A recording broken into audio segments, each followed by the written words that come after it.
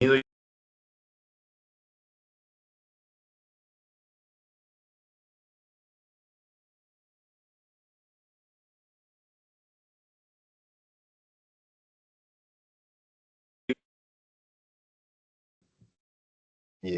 Ok, pero se está grabando, ¿no? sí, es como que se inició la grabación y se reinició todo. Ya, pero no pasa nada. ¿Está todo bien ahí? Sí, te vemos. Ok, bueno, muchas gracias por la invitación. Es bueno, siempre es un agrado hablar de las cosas que a uno le gustan y las cosas que uno hace. Eh, no creo que voy a tener el tiempo de quizás hablar en detalle de todo lo que me gustaría, así que si lo puedo dejar inmediatamente considerado como una invitación a que me puedan considerar para una posible segunda parte, porque estoy seguro que me van a faltar probablemente cosas y que por cuestiones de tiempo pues, no se puede abordar todo. Pero más o menos mi enfoque va a ser el siguiente. Prácticamente lo dividía en tres partes. Primero, hablar un poco sobre los qubits atómicos, de a qué nos referimos, cómo los escogemos, cuáles son las posibilidades que hay y cuál es la elección que ha tomado Pascal o diferentes otros grupos. Eh, Luego, cómo se hace un registro, así como se pueden hacer en átomos, se pueden hacer en otras plataformas para generar una plataforma, digo, para hacer computación cuántica. Y finalmente, la parte donde se interactúa, o sea, la interacción luz-materia, que es en el fondo como realizamos las operaciones. Y al final yo puse un poco de fotos y algunas cosas de las que se están haciendo aquí por si pudiese ser también interesante. Entonces, para comenzar, de cómo preparar los qubits o los arreglos de qubits. El primer punto que vamos, digamos, el elemento base, la célula de este sistema es una trampa dipolar, o sea, varias, pero vamos a definir primero qué es una. Una trampa dipolar es básicamente, y además es algo que se usa bastante, así que es interesante hasta en el campo de la biología, por ejemplo. Es algo que se descubre en los años 90 cuando se ve que focalizando mucho un haz láser, se consigue confinar una partícula en el foco o muy cerca del foco de ese confinamiento, es decir, de esa focalización. En este caso, tiene que haber una potencia muy alta y un radio muy pequeño en ese momento, o sea, una intensidad muy, muy grande, y se forman fuerzas en todas las direcciones hacia el interior. Y eso obviamente genera un confinamiento. Con una trampa dipolar uno puede capturar varias cosas, en general objetos no cargados, que es mucho más interesante que lo único que había antes, que era trampas de partículas cargadas. ¿Y qué cosas son las que nos interesan a nosotros? Nosotros en particular es atrapar un átomo. Luego ese átomo, una vez que está atrapado en una pinza óptica o en una trampa dipolar, se puede hacer interactuar con luz cerca de la frecuencia en la cual hay una transición que pudiera ser interesante. En este caso, uno busca siempre una transición que tenga una longitud de onda cercana a los láseres comerciales. Y da el caso que en Pascal, por ejemplo, que trabajamos con átomos de rubidio, esto está cerca de 780 nanómetros, lo cual es bastante práctico porque hay mucha tecnología desarrollada en esa longitud de onda. Cuando uno aplica un pequeño pulso de luz, el átomo lo va a absorber y va a reemitir fotones en todas las direcciones. Y eso es lo que llamamos una emisión por fluorescencia. Y es la forma en que nosotros sabemos que el átomo se encuentra en ese lugar. Hay que iluminarlo y luego encender una cámara y detectar lo que el átomo emite justo a continuación. Y son imágenes semejantes a esa que estamos viendo aquí. Ahora, cuando nosotros comenzamos trabajando con rubidio, en realidad es difícil obtener un solo átomo de rubidio. Lo que primero se hace en realidad es obtener una nube de átomos. En este caso, particularmente lo que nosotros hacemos es una trampa magneto-óptica, que es un conjunto muy grande del orden de muchos millones de átomos. Tan solo en el estado en el que uno compra el rubidio, que viene en estas como ampollas o cápsulas, ya hay del orden de casi trillones de átomos. Por lo tanto, va a durar mucho tiempo en el laboratorio. Porque solamente cargar una vez una trampa magneto-óptica ya son varios millones que se usan. Y de esa nube donde hay millones de átomos, vamos a encender una pinza óptica dentro y luego apagar la nube y va a quedar un solo átomo confinado. Esto, la verdad, no es tan antiguo, es algo que se comenzó a trabajar a comienzos de los 2000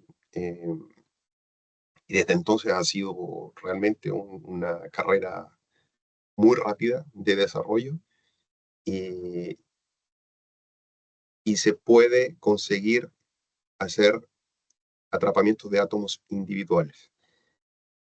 Ahora, cuando nosotros atrapamos un átomo en una pinza óptica, además es muy difícil que vayas a atrapar más de un átomo, porque esa sería como la pregunta que uno se haría inmediatamente.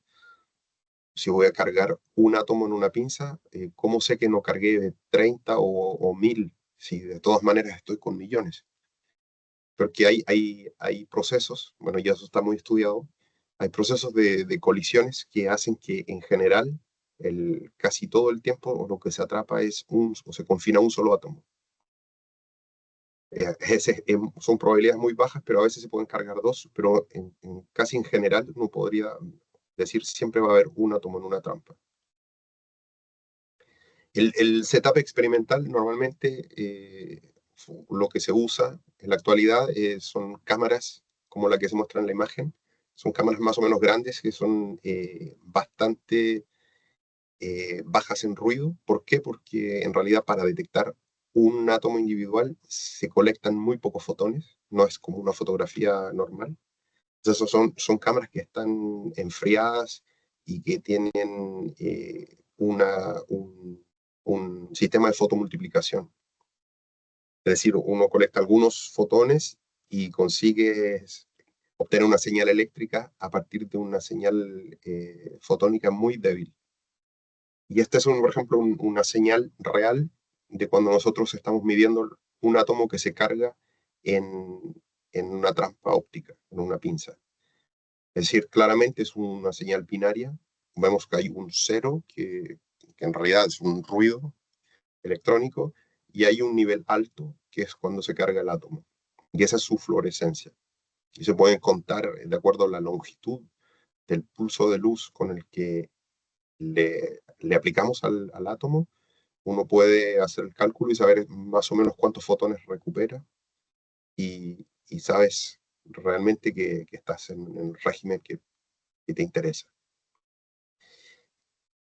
Luego, con una sola pinza no basta para hacer las cosas que nosotros queremos hacer. La verdad es que lo que nos interesa hacer, no sé si se ve mi mouse, pero en el fondo lo que queremos hacer son arreglos de pinzas. Es decir, una matriz, por ejemplo, de 10 por 10. Y lo que va a pasar es que cuando uno hace un arreglo de pinzas, que uno se ayuda con un aparato que se llama SLM, que es un Spatial Light Modulator, o sea, un modulador espacial de luz. Lo que va a pasar es que cuando se cargan los átomos en el arreglo de pinzas, se van a cargar de forma aleatoria, en cualquier lugar y en cualquier posición. Y y con una probabilidad del 50% de cargar o no en cada uno. Realmente es una aleatoriedad completamente máxima, es decir, de hecho es aleatorio cuántico. Puede ser eso sonar muy, muy lindo, pero en realidad no es lo que a nosotros nos sirve, por eso faltaría una tercera etapa. La tercera etapa de esta fórmula es que vamos a necesitar rearreglar la posición de los átomos atrapados para que estén en posiciones definidas que a nosotros nos interesen. Y eso se hace con una pinza óptica semejante a las otras, pero que a diferencia del SLM, estas provienen de un aparato que se llama AOD, que es un deflector acústico-óptico, que tiene la capacidad de moverse en el espacio. Es decir, es un pulso de luz muy intenso, muy focalizado, que además se mueve de una posición a otra según la frecuencia de la señal que uno le envía al aparato. Ese aparato está driveado con una radiofrecuencia de algunos cientos de megahertz. Y si uno varía de algunos kilohertz, uno puede hacer que ese haz de luz se deflecte un poco más o un poco menos. Y si uno conoce la distancia a la que se encuentra el foco, con una pequeña deflexión uno puede calcular cuál es el desplazamiento que va a tener el foco en el eje X, en el eje Y. Y eso permite, con un cálculo muy rápido que se hace en tiempo real, cuando uno carga la matriz, quedan todos los átomos cargados de forma aleatoria, con la primera imagen del primer cuadro, y luego uno hace la lectura con una cámara, uno dice, ok, tales posiciones se cargaron átomos, en tales posiciones no se cargaron átomos, y hay un procesador muy rápido que va a estimar cuáles son los desplazamientos que tienes que hacer para conseguir la imagen del lado derecho, el segundo cuadro. Y entonces va a decir, bueno, el primer átomo lo desplazo en tal diagonal, el segundo lo desplazo en tal diagonal. Algunos no los desplaza, algunos simplemente los tiene que sacar, eliminar. Y todo eso lo hace en un rango de algunos cientos de microsegundos. Por ejemplo, siempre es del orden de 300 a 500 microsegundos. Es muy rápido y, y además lo tiene que decidir en tiempo real. Por eso es que es difícil esa parte. Porque según lo que se carga, él tiene que saber, la OD tiene que saber a dónde moverse y desde dónde y hasta dónde. Y es más o menos como la animación que está mostrándose aquí abajo.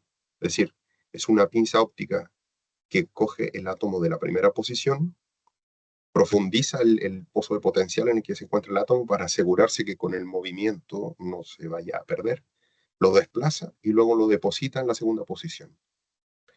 Este es el tercer ingrediente. Entonces ahora lo que tenemos es un arreglo ordenado de átomos en pinzas ópticas y podemos recién empezar a trabajar con esto. Entonces más o menos aquí hay unas imágenes reales que les traje. Pasas más o menos de la primera imagen de aquí a la segunda. A continuación, déjame mostrar. A continuación, sí, algunas fotos del setup experimental real, digamos. Estos son fotos reales. Esa es la cámara de vacío, la que vemos en esta foto.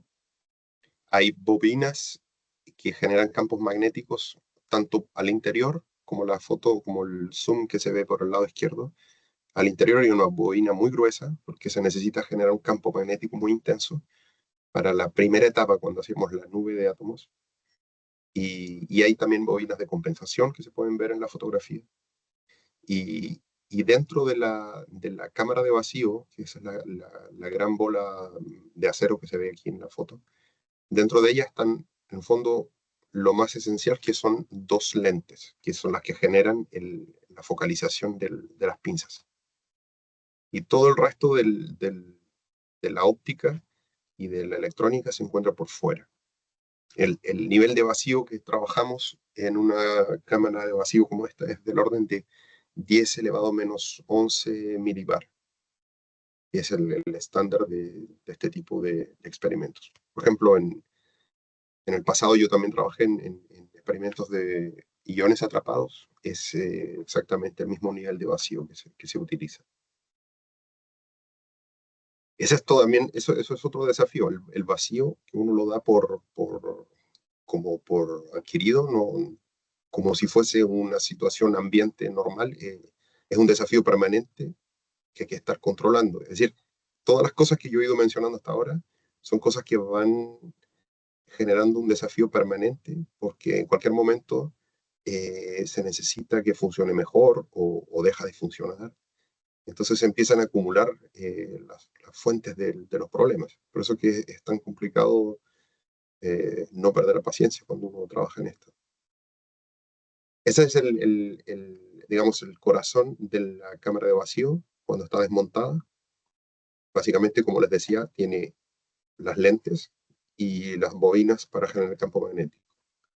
Y también hay un elemento más, que son los electrodos que se ven aquí. Son electrodos para generar un campo eléctrico.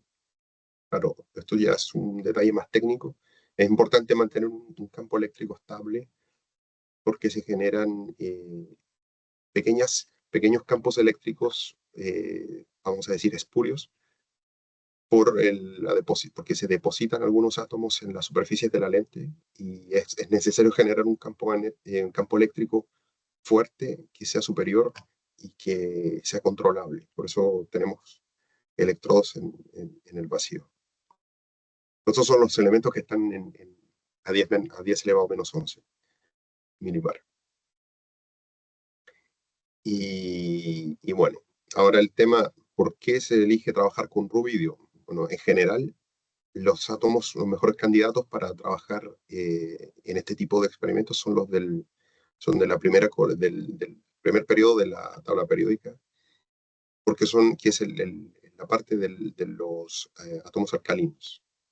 Este grupo de átomos es particularmente interesante porque son los que se consideran átomos hidrogenoides. Es decir, el modelo del hidrógeno es prácticamente un modelo correcto y la física es mucho más sencilla porque es básicamente un núcleo y un electrón de valencia, lo cual genera un dipolo y el modelo de dipolo en física está bastante comprendido.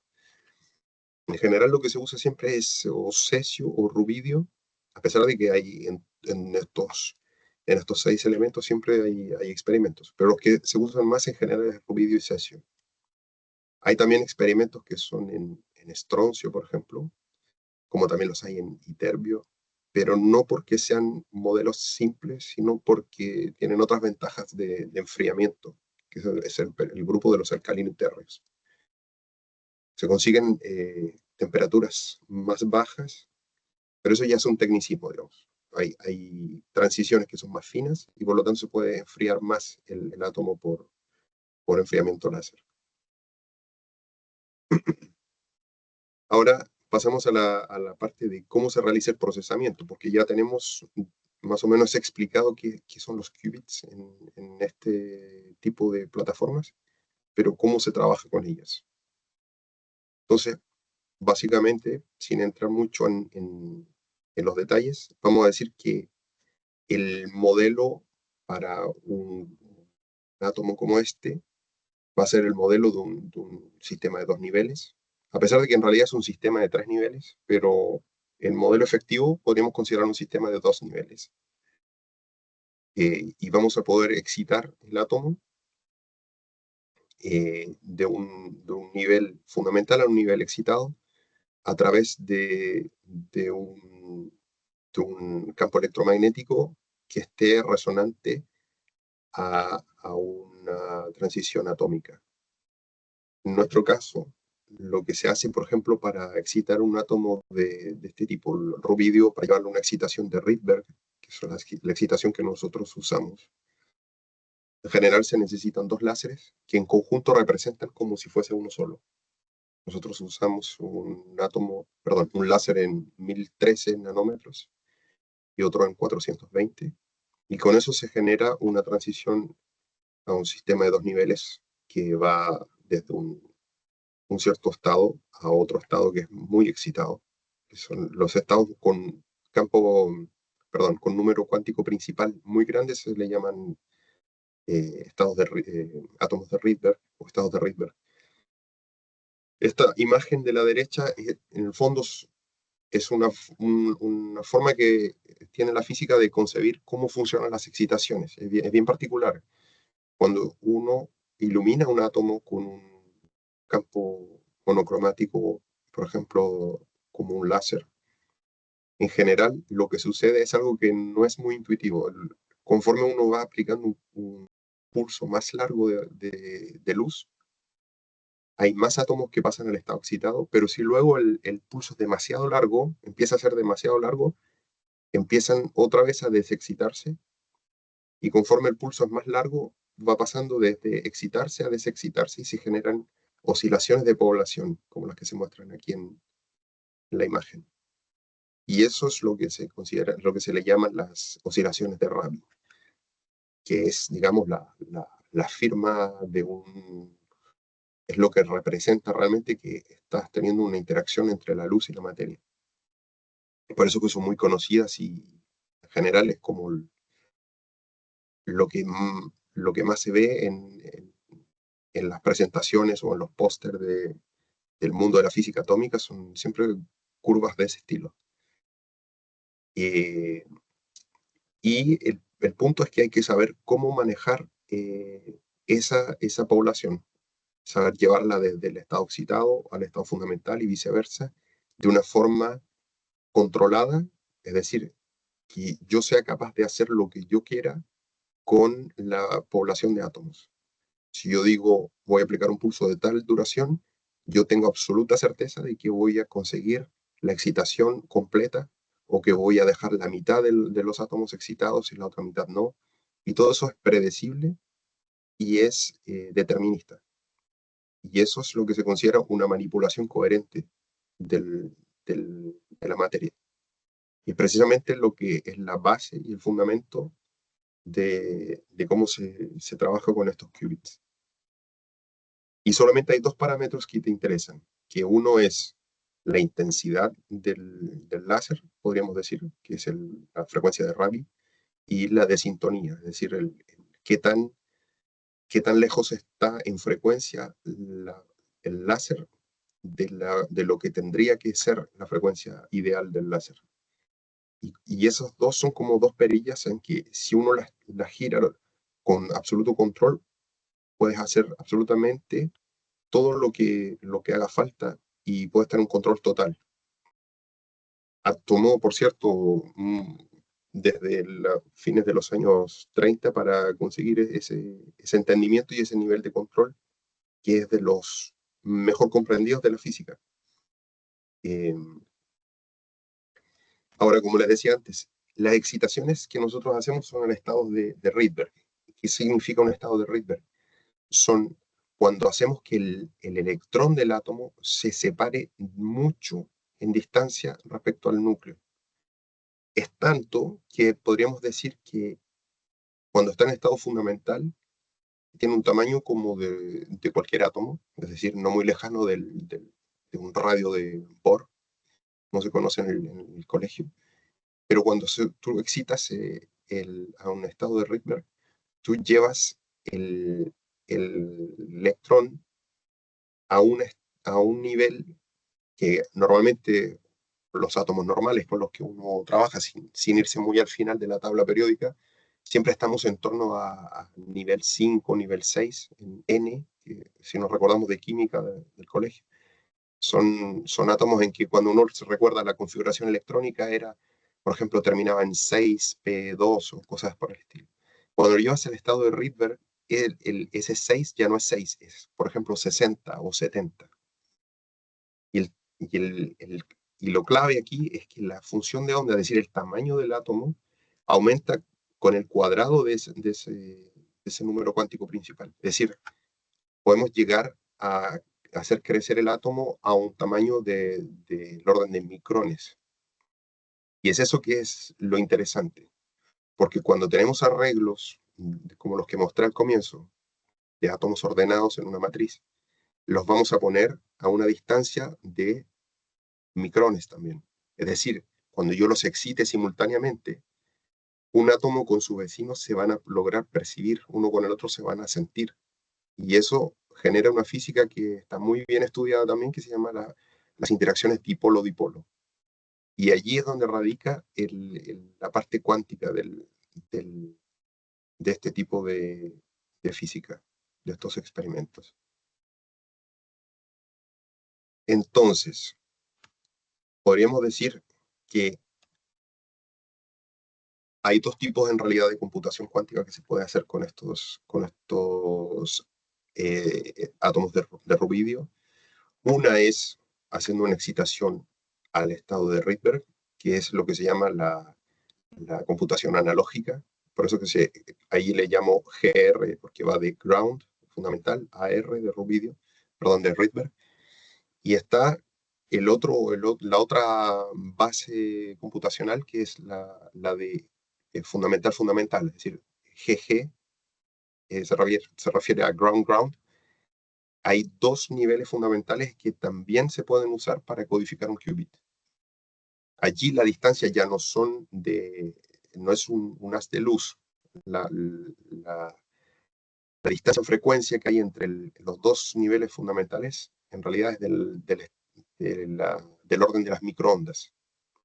Y allí se puede aplicar ya sea una antena de microondas o se puede usar unos láseres que tienen un sistema especial que cuando se combinan dos láseres monocromáticos, el batimiento entre los dos láseres es del orden de las microondas y se puede controlar con mucha facilidad también. Y ahí nace otro estilo de computación cuántica que también se trabaja aquí en Pascal, que es la computación digital.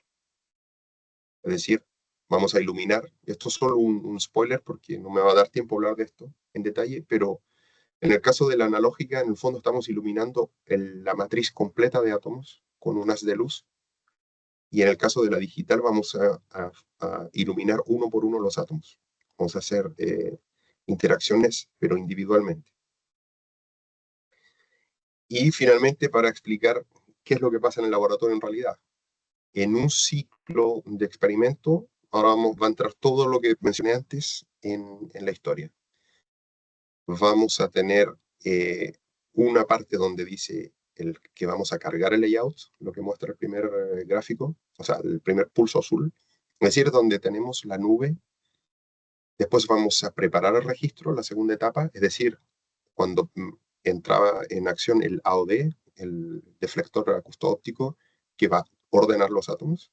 Y una vez que tenemos el arreglo ordenado, que es la matriz del medio, vamos a hacer la procesación, realmente aplicar la cuántica. Es decir, vamos a aplicar pulsos de láser que van a generar excitaciones, que van a generar interacciones dipolo-dipolo, como mencionamos antes, porque los átomos están muy cerca, y como ellos se excitan y crecen mucho en tamaño, se empiezan a tocar unos con otros. Y en esas interacciones es donde está la computación cuántica. Y ahí termina el ciclo. Y todo este ciclo dura del orden de 500 milisegundos, por ahí. Es decir, medio segundo. Y eso lo vamos a repetir cientos o miles de veces para acumular estadística. Y al final son resultados estadísticos. Es decir, vamos a tener tendencias, histogramas que nos van a hacer que tengamos un resultado u otro. Ahora, y esta es la parte final, voy a tratar de hablar un poco del ecosistema de las plataformas de computación cuántica que existen y un poco cuál es el plan de cómo es el plan de trabajo de Pascal. Nosotros caemos en una categoría que son los átomos neutros, como los hay muchas otras formas de hacer computación cuántica. Las que están más de moda, por cierto, son la parte de qubits superconductores, que son las grandes empresas como las que ustedes ya habrán escuchado, no sé, Google, otras monstruos de la computación cuántica trabajan con qubits superconductores. Y hay empresas medianas y pequeñas que trabajan en las otras plataformas. Por cierto, las que están teniendo como un poco más de auge en el último tiempo son precisamente los átomos neutros y los qubits fotónicos también. Podríamos decir que los iones atrapados son como la tecnología más antigua que comenzó con la computación cuántica en los años 90, pero que no ha llegado a ser demasiado, no ha tenido una performance suficiente, y todas las demás están más bien pasando por encima en términos de performance. Pero es la más histórica, y cuando uno va a los artículos científicos más de fundamentos de la computación cuántica de los años 90, uno va a encontrar generalmente aplicaciones en iones atrapados. Ahora, en el área de átomos neutros, solo son 5 empresas las que hay, y entre esas está Pascal. Y el enfoque de Pascal es un enfoque que se le llama full stack, es decir, que tiene 3, si podríamos decirlo así, 3 capas. Desde el hardware, que es como la base, podemos decir, sobre el fundamento sobre el cual se construye todo. Después hay soluciones de software cuántico que también se ofrecen, y aplicaciones.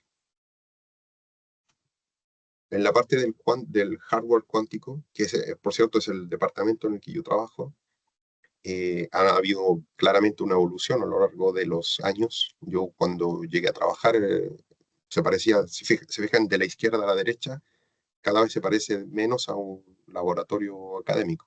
El lado izquierdo es igual a un laboratorio académico, que es, por cierto, igual a donde yo hice mi doctorado o el postdoc. Son realmente un poco caótico, y conforme ha ido pasando el tiempo, se va construyendo una solución más compacta y más, podríamos decir, modular. Y en cuanto, por ejemplo, a cómo ofrecer el servicio, también ha habido un cambio. Inicialmente Pascal tenía un enfoque a venta de hardware, es decir, vender el aparato físico, que es un procesador cuántico, en cuanto que en el último tiempo ha ido variando hacia tener también el hardware en el lugar de la empresa, y vender horas de servicio a través de una nube. Funciona mucho mejor porque es muy complejo el transporte y la mantención de esta tecnología. Porque en realidad siempre pasó así. Si uno lo piensa en los computadores clásicos, también fue exactamente el mismo proceso. Al comienzo es muy difícil mantener en los años 40, 50, fue muy difícil mantener un computador clásico fuera del lugar de donde se fabricaban, pero eso llega con el tiempo. Y en cuanto a las aplicaciones, hemos trabajado en diferentes aplicaciones, ya sea de la física fundamental, como es el caso del primer paper que aparece arriba, en problemas de optimización, que son problemas más de la ingeniería, como es el artículo que aparece en el medio. En realidad son 3 artículos. Inclusive hemos tenido trabajos en el área, por ejemplo, de Machine Learning, en tareas de clasificación, que es un Machine Learning asistido con un procesador cuántico. Precisamente ese fue un trabajo en el que en los 2 de abajo me tocó participar a mí, y más bien esas son aplicaciones de la computación cuántica analógica, por cierto.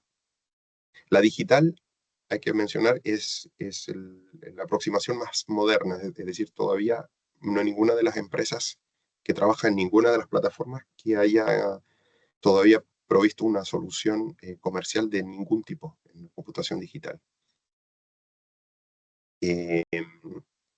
Y ahora, ¿cuáles son las mejoras en las que se está trabajando actualmente en Pascal? Tenemos bastante orgullo de mencionar, por ejemplo, que hemos conseguido aumentar el tamaño de los registros, que antiguamente fue siempre del orden de 100 o 200 o 300 era como máximo, pero con un gran esfuerzo en el área de la ciencia de vacío, hemos conseguido con un sistema criogénico llegar a presiones tan bajas que nos han permitido hacer registros muy grandes. Y, por ejemplo, tenemos registros de 808 átomos, y actualmente se está trabajando en registros del orden de de algunas decenas de miles de átomos para los próximos años. Y eso es esencial, porque claramente no hay ninguna aplicación más o menos razonable de la computación cuántica si no se tienen decenas de miles o centenas de miles de qubits. Y se está trabajando fuertemente, obviamente, en reducir el tiempo de un ciclo. Eso lo que hace es aumentar la tasa de repetición. Claramente, ahora son 500 milisegundos, pero eso también limita mucho el número de operaciones por segundo. Por supuesto que está muchos órdenes de magnitud diferentes a la computación clásica, por ejemplo. Y bueno, y lo más importante es que hay un montón de otras tecnologías que hay que mejorar en el área de la fotónica, en la mecánica, en la optomecánica. Se está trabajando en proyectos en cooperación con empresas de láseres para conseguir longitudes de onda que puedan interesarnos, circuitos fotónicos integrados y un montón de tecnologías, sobre todo en el área de la óptica, que están dentro de los mejores candidatos a aumentar la performance. Y, por cierto, la fotografía que aparece en el fondo todos son setups de Pascal, pero son del área de RD, es decir, de desarrollo e investigación. No son los equipamientos compactos que se envían. Y eso sería lo que yo les quería comentar. Y me gustaría saber, bueno, no dije al comienzo que me podrían interrumpir para hacerme consultas, pero ya demasiado tarde, ahora lo puedo. Si quieren una pregunta, ya, bienvenida.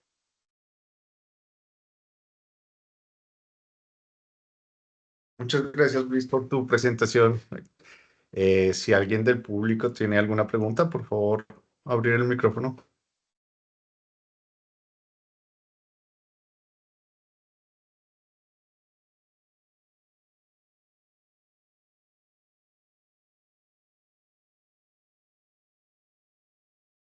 Sí, ¿Alguna Vanel, pregunta? pregunta, por favor.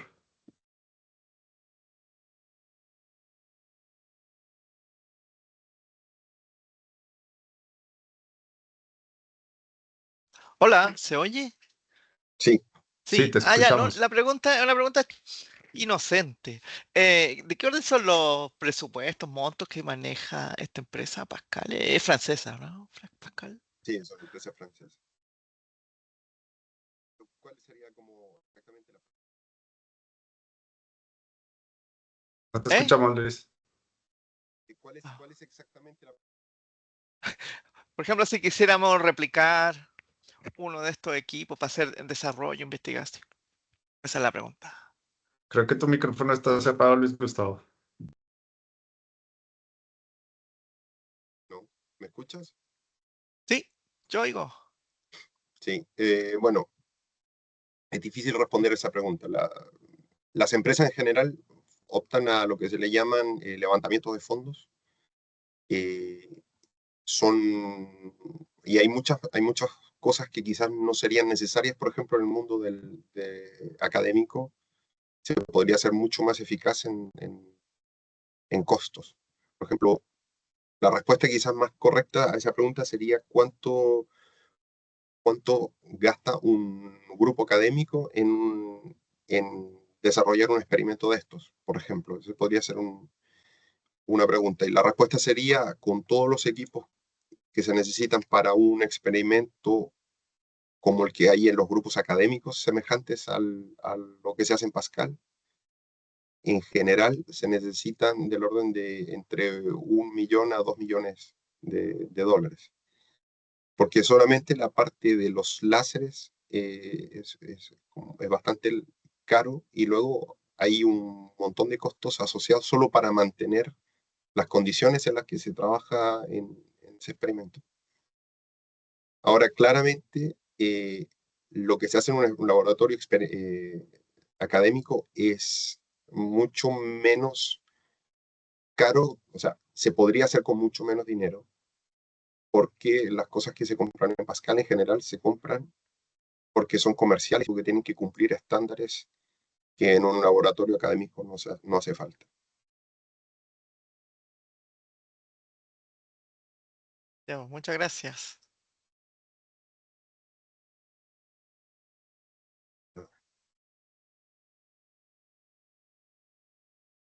Sí, Melissa, por favor, pregunta. Hola Luis, bueno, yo tengo varias preguntas. ¿Por qué trabajan con átomos neutros específicamente? ¿Por qué con átomos neutros? Sí, ¿Y por qué no con iones, por ejemplo? Esa es la pregunta. exacto.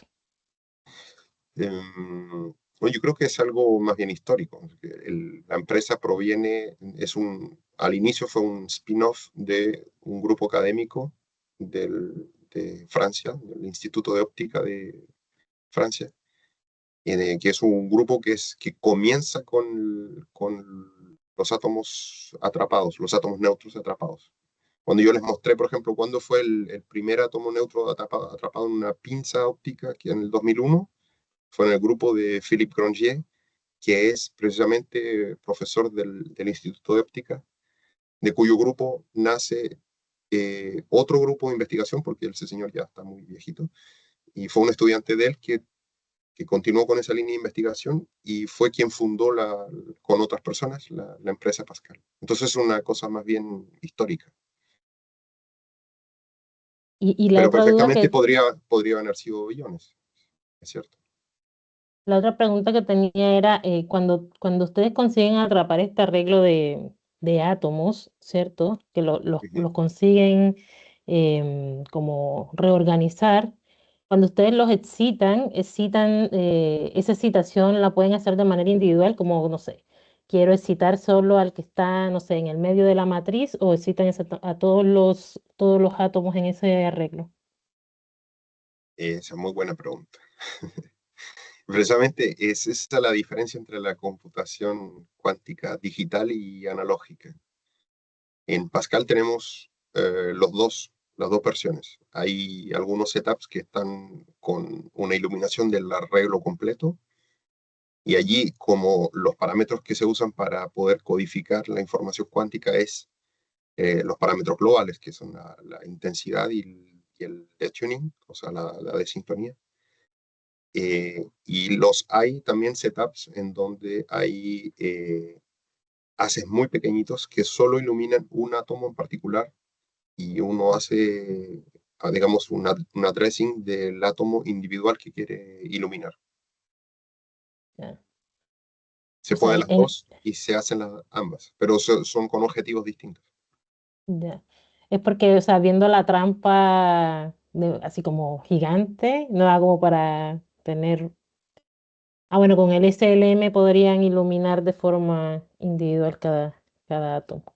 Bacán. Bueno, no, de hecho, se hace de la misma forma en que se hace cuando tú mueves un átomo con una OD, esa pinza móvil con la que tú los mueves y los rearreglas en posiciones que te interesan, es exactamente con esa misma tecnología que tú puedes excitar uno solo, porque precisamente es un haz muy fino, que tienen una cintura del orden de 1 o 2 micrones. Ya, eso, esa era mi pregunta. Ok, También otra pregunta. hay técnicas combinadas, por ejemplo, se hace que se iluminan 2 o 3 átomos en particular, solamente para que queden, es decir, con un corrimiento de frecuencia, por un light shift, y después se aplica una iluminación general a todos los demás átomos. Entonces esos 3 van a quedar excluidos de la transición. Van a transicionar todos los demás, menos los que tú estás iluminando en forma individual, por ejemplo. Ya. Eso también se hace. Ve, y con respecto a estos módulos que ustedes ya tienen como diseñados, ¿cuánto es el gasto energético que se necesita? Esa es una buena pregunta también, porque es una de las cosas que Pascal menciona bastante en su publicidad. Y es verdad también, es que el consumo de un setup no es alto comparado con la potencia de cálculo que se puede obtener. Por ejemplo, nosotros hemos hecho cálculos que son muy potentes, que se podrían realizar solamente, por ejemplo, centro de computación de alta potencia, donde tienen los supercomputadores. De hecho, lo hemos hecho en conjunto, hay colaboración entre Pascal, por ejemplo, y algunos centros de supercomputadores en Italia y en Alemania. Y esos centros con supercomputadores son inmensamente ineficaces o sea, tienen un consumo enorme de energía. Y un setup de estos tiene un consumo del orden, bueno, la publicidad de Pascal te va a decir que es del orden lo miden en secadores de cabello. Es algo así como 8 secadores de cabello, algo así. Pero lo que significa que no es poco, pero es razonable comparado con un supercomputador que es son órdenes de magnitud superior. Ya. Podríamos Y hablar de que debe ser del orden no sé decir exactamente, pero de ser unos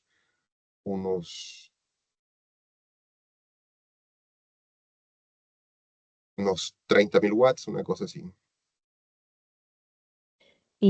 estos módulos son como, no sé, como están listos simplemente para enchufar y funcionar o no.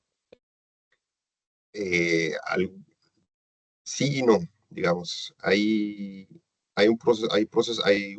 dos modelos, el modelo 1 y 2.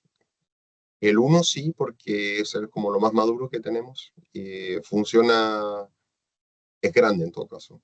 Digamos que tiene un tamaño como, ¿cómo te podría decir? Como de 2 metros por 1 y por 2. O sea, unos 4 metros cúbicos. Porque hay muchas cosas dentro. Hay controladores de láseres, hay un montón de cosas. Pero claramente, después de que hay una instalación y de que las personas llegaron y lo alinearon, lo dejaron todo funcionando, sí que funciona sin tocarlo por mucho tiempo. Sí, porque como Y solamente eso a mí me requiere. sorprende mucho, porque después de haber trabajado en laboratorio académico, por ejemplo, los láseres no se vuelven a bloquear nunca más. Eso ya es bastante sorprendente. El, en general, la alineación, como tiene control de temperatura y de humedad, la alineación no se vuelve a tocar hasta que no hay un desplazamiento físico del aparato. Hay un montón de cosas que son súper estables y al final después tú accedes a través de un computador y le mandas a hacer lo que necesitas. Pero claro, lo que va a pasar es que cada 6 meses o cada un año vas a querer hacer cosas mejores y nuevas y vas a necesitar un update y vas a necesitar a alguien que lo modifique y ahí se te desalinea todo y claro, no es como que va a durar toda la vida sin tocarlo. Pero es justamente porque tú quieres algo mejor, no porque se desalinea solo. Ok. Y Pascal en estos momentos, como cuántos de estos módulos tiene ya disponibles Y hay, para otros? hay contratos de venta de aparatos físicos con diferentes países y diferentes lugares que ya están en... Por ejemplo, hay uno que se entregó hace poco en Alemania. Eh, Déjame hacer una cuenta para responder más corto. Deben ser como unos 4 o 5 de los cuales la mitad ya se entregaron, la mitad están en construcción. Y después el plan es un poco cambiar el esquema y ir más a la prestación del servicio más que del aparato, que el hardware, porque es muy complicado. Porque además nunca más se acaba la mantención, o sea, hay que estar toda la vida pendiente de eso porque el cliente va a necesitar siempre que tú vayas y le modifiques la mínima cosa que ellos no saben operar. Entonces ahora el modelo, digamos, de negocios de Pascal se mueve un poco más hacia la nube y vender el acceso a un procesador que está aquí en París y que uno lo puede manejar como quiera y no se necesita un desplazamiento muy grande. Porque piensa tú que hay un cliente de Pascal, por ejemplo, en Arabia Saudita y otros clientes en Canadá y clientes en Corea del Sur. Eso es muy complicado manejar la logística. entiendo. Gracias, Luis. De nada.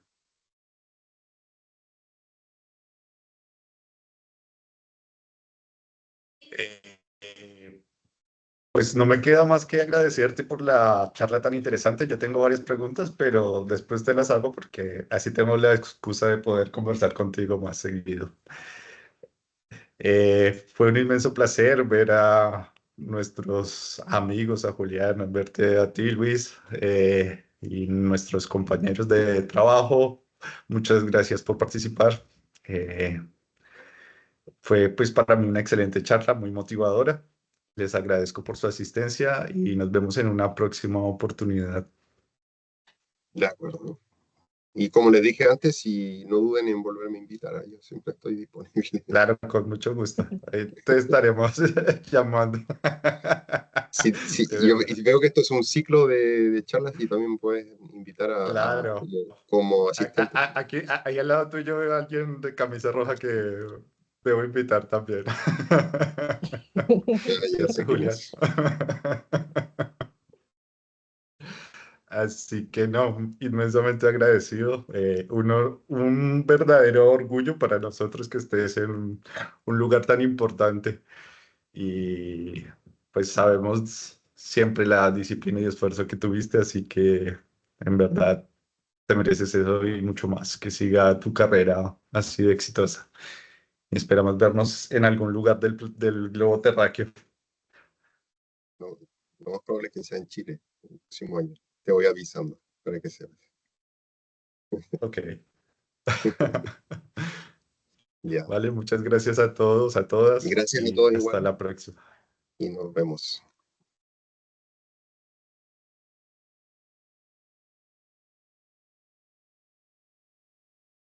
Chao, Julián. Un gusto verte. Cuídate mucho. Chao, Tenemos que Mary, hacer chao, una cuídense. conversación después. Cuídate. Igualmente, un Chao, abrazo, cuídense mucho. chao, Julián, chao.